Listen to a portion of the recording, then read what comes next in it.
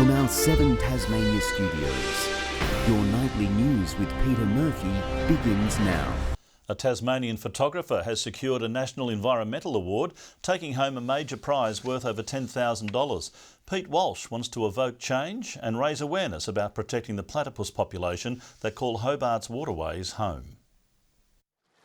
For Pete Walsh, photography has always been his passion, and even more so after a certain mammal caught his eye. The platypus have allowed me into their world, so over thousands of hours. I mean, you just see so many, beautiful moments, so many sad moments as well. The Tasmanian photographer is the overall and environmental category winner in this year's Canon Oceanographs program for his project titled Hobart Rivulet Platypus, a series of photographs exploring them.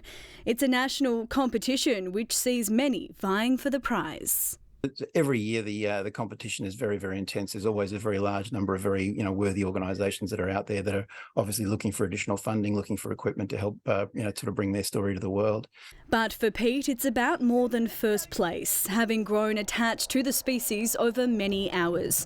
His work explores their unique lives, burrowing patterns, and documents the big environmental challenges the small but persistent mammals face. Not a whole lot of food in the Hobart Rivulet because it is quite polluted as it gets closer to the cities. So there isn't a huge population, which is another reason why we really need to look after them. And he's not done yet. His next big project, Becoming Platypus, follows the lives of 2 adult females and their offspring living in nearby waters. I don't want to give away too many spoilers, but we think it's a really beautiful, intimate story that will be perfect for schools and community groups.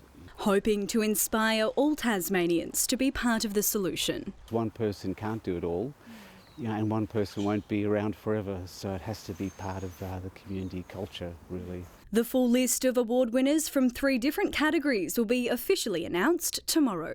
Ruby Cairns, 7 Tasmania News. Locally, the Yes side has officially launched its campaign to win votes. Federal MPs Nick McKim and Julie Collins putting aside their political differences to join forces with Uncle Rodney Dillon and dozens of volunteers in the seat of Franklin. With polls suggesting Australians will say no to an Indigenous voice to Parliament, Tasmania is considered a crucial battleground. Supporters say while they have work to do, they're confident people will see the benefits.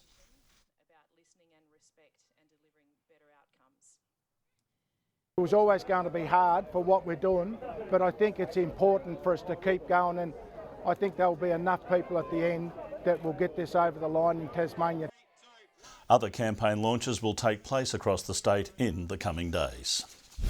Tasmanians are taking their holidays on the open road in greater numbers than ever before, according to new figures which show caravan registrations have increased by almost 50% in the past 5 years.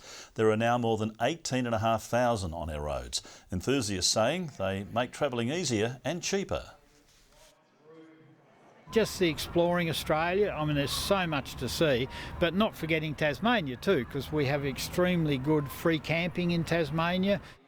And there might be even more grey nomads on our roads when the new Spirits of Tasmania are delivered. Each vessel will offer increased passenger capacity and 2/3 more vehicle space.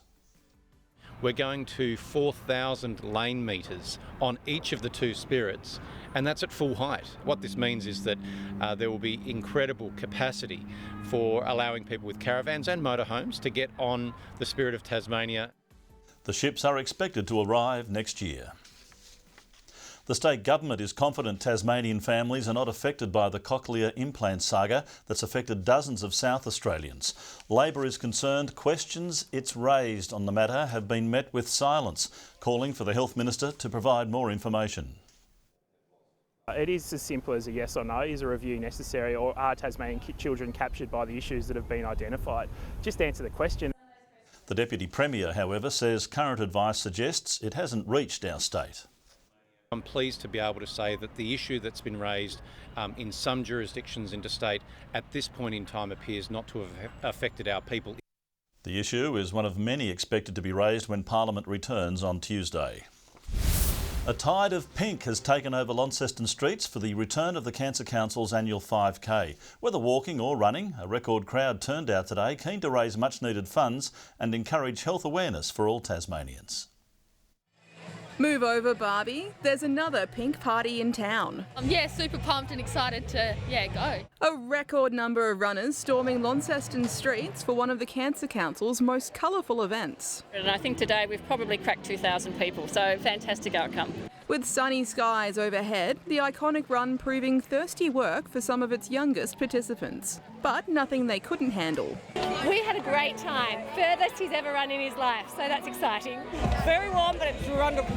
Such a wonderful atmosphere. With more than 10 Tasmanians receiving a cancer diagnosis each day, it's a cause many are happy to break a sweat for. I'm absolutely buggered, but feel elated for all the cancer people that we've supported.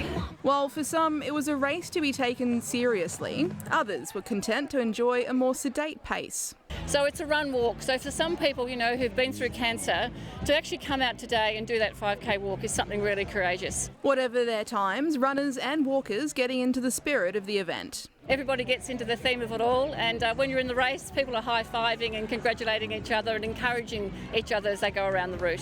As well as turning the streets of Launceston bright pink, the Cancer Council is hoping to raise $160,000 to help support Tasmanians impacted by the disease. But all the money stays here in Tasmania. We reinvest it back into our programs and services, and we know that every dollar counts for someone who's been impacted by cancer. The Pink Parade hoping to provide a head start in the fight against cancer. Annie Green, 7 Tasmania News. North Hobart are the premiers in the SFLW once again after a tough grand final win over Kingborough in the Division 1 grand final. The Demons didn't have it easy in the heavy conditions, holding off a fast finishing Tigers by 10 points to go back to back. Back to back or a first ever flag. History would be made either way in Division 1. Fast and physical early on, a little bit of magic got North Hobart off to a dream start. Bends one towards the goal in sensational style. Sends it through for the first goal of the game. Georgie Bailey striking back to get Kingborough on the board. As grey skies encroached on North Hobart Oval, the tension was showing. The Demons breaking the game open with 2 second quarter goals. Maddie Lamb shining bright. From the pocket, no! Wow. She's kicked a couple of beauties, has Maddie Lamb.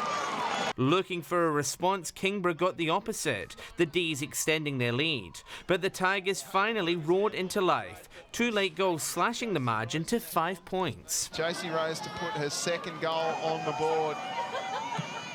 Likes it off the boot. Bodies were flying everywhere in this war of attrition. The Tigers were pushing, going within inches of taking the lead in the final term. But with a minute left on the clock, Chelsea Thomas won a free for North Hobart inside 50. The Demons stepping up to seal the flag. Straight through the middle. Chelsea Thomas, you are a star. It's like just relax and go through your routine and kick it and just relax, and I did, and I was, oh my God. North Hobart once again on top in the south, 33-23. In Division 2, a dominant first half from Claremont helped them defeat Lauderdale. 4-1 before the main break doing the damage for the Pies, eventually winning 34-23. Here's a chance now for Leach, bending one around. Oh my goodness! While in Division 3, St Virgil's were too strong for Dodgers Ferry, defeating the league newcomers 50 points to 9. John Hunt, 7 Tasmania News. The Tasmania Devils girls season is over after Geelong beat them by 27 points at UTAS Stadium. After an emotionally trying week, the home side started well and held a narrow lead at three-quarter time, but 5-0 in the final quarter helped Geelong seal the win, keeping their Coates Talent League season alive. Tasmanian Aidan Grace's star continues to shine in South Australia. The 25-year-old will finish the season as the Central District Bulldogs' leading goal kicker after booting 2 more majors in today's SANFL semi-final against Sturt. Grace has had a look at goals today. Kicked 5 last week and he loved it. He's straight off the ground after that one. With his side bundled out of finals contention, Grace finishes the year with a club topping 28 goals. The forward was recruited by Centrals from Glenorchy after the 2020 TSL season. The state's best soccer players have been recognised at the annual Football Tasmania Awards. South Hobart's Nick Morton was honoured for his strong season on the pitch, with the striker named the league's best and fairest. I thought this should actually happen, so super proud at the moment and going to cherish it. Devonport's Roberto Fernandez Garrido was named Players Player of the Year, while Jasmine White took out the WSL's top award for the second year in a row, the forward having a big night, also winning the Golden Boot as the league's leading goal scorer. South Hobart's Pishon Choi was named Women's MVP as voted by other players. University has staged a comeback for the ages to move into the Men's Premier League Hockey Grand Final. Derwent looked on track for an upset, going 2-0 up early in the match. A penalty just before half-time helped University back into the game, fighting back to win 4-2. They'll face the Northwest Graduates in next week's Grand Final. In the women's, Northwest were too strong for OHA in the preliminary final, defeating them 3-1. They'll face Diamondbacks in the decider. Launceston has taken out this year's Tasmania Rugby Union Premiership in dominating fashion against Taroona at Hobart's Rugby Park. In a rematch of last year's title game, the Penguins were no match this time round, the Tigers winning by 43 points. TJ Peters scored 2 tries and 4 conversions in the game.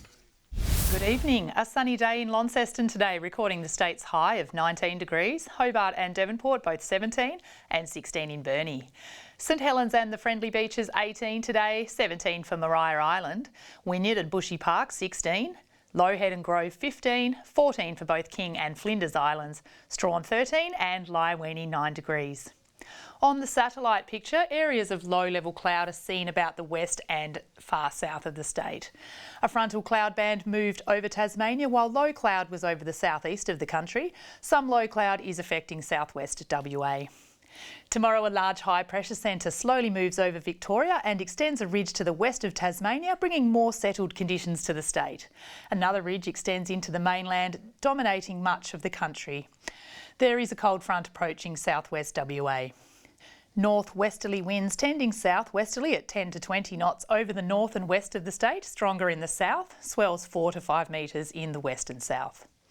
There is a frost warning with temperatures down to -1 for parts of the northwest coast, the central north, Midlands, east coast, upper Derwent Valley and southeast districts. A cloudy day ahead for Hobart, 14. Dover, a morning frost followed by a cloudy day, 13, and similar conditions for Ouse, 14 degrees there. A morning frost in Launceston, then a partly cloudy day, 16, 14 and partly cloudy in Devonport, and 13 at Scottsdale, cloudy there. Burnie, partly cloudy, 15, a shower or two at Strawn, 13, and Stanley, a cloudy 15 degrees. St Helens and Swansea, 15 and partly cloudy. Ross, a morning frost and partly cloudy, 14 degrees. On Tuesday, we can expect showers about the west with possible showers elsewhere. On Wednesday, a fine, partly cloudy day apart from isolated showers about the west, and Thursday, fine and mostly sunny apart from late showers about the west. A sunny 36 degrees tomorrow in Darwin, Alice Springs 26 and sunny, and Brisbane 23 degrees and a partly cloudy day. Currently in Hobart, 9, partly cloudy, Launceston 12, partly cloudy, Devonport 12 and partly cloudy. And Murph, I think I like these frosty starts, but only to a certain degree. Aha, Carmen with the rare pun on a Sunday night. Thanks very much for that, Carmen. Yeah, I know, but the good news is Kim Miller will be back in the chair tomorrow night. Thanks for joining us this evening. Enjoy the rest of your Sunday evening. Good night.